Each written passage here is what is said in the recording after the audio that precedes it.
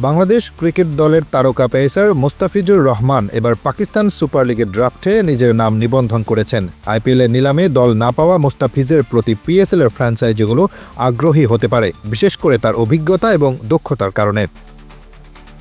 মুস্তাফিজ এর আগে আইপিএলে Sunrisers Hyderabad, Mumbai Indians, Rajasthan Royals, Delhi Capitals এবং চেন্নাই সুপার কিংসের হয়ে খেলেছেন। সর্বশেষ মৌসুমে চেন্নাই সুপার কিংসের হয়ে বল হাতে দারুণ পারফর্ম করেন তিনি, কিন্তু এবারের আইপিএল নিলামে কোনো ফ্র্যাঞ্চাইজি তাকে দলে টানেনি।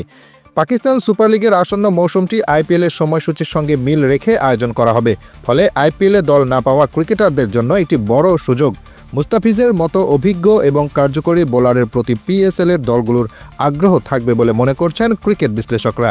বাংলাদেশ ক্রিকেট বোর্ড থেকে পিএসএলে খেলার জন্য এনওসি পেলে মুস্তাফিজের অংশগ্রহণ নিশ্চিত হতে পারে। বিশেষ করে চ্যাম্পিয়ন্স ট্রফিতে ভালো পারফর্ম করলে তার প্রতি ফ্র্যাঞ্চাইজিদের আগ্রহ আরও বাড়বে। চ্যাম্পিয়ন্স ট্রফি 2025 সালের ফেব্রুয়ারি-মার্চে পাকিস্তানে অনুষ্ঠিত হবে এবং এরপর পিএসএল মাঠে গড়াবে। মুস্তাফিজুর রহমানের পিএসএলে অংশগ্রহণ বাংলাদেশ ক্রিকেটের জন্য একটি গুরুত্বপূর্ণ দিক হয়ে উঠতে পারে। আন্তর্জাতিক ক্রিকেটে তার খ্যাতি এবং অভিজ্ঞতা পিএসএলের ফ্র্যাঞ্চাইজিগুলোর জন্য একটি বড় সম্পদ হতে পারে। মুস্তাফিজের জন্য এটি কেবল একটি নতুন সুযোগই নয়, বরং তার টি-20 ক্যারিয়ারকে আরও সমৃদ্ধ করার একটি সম্ভাবনা।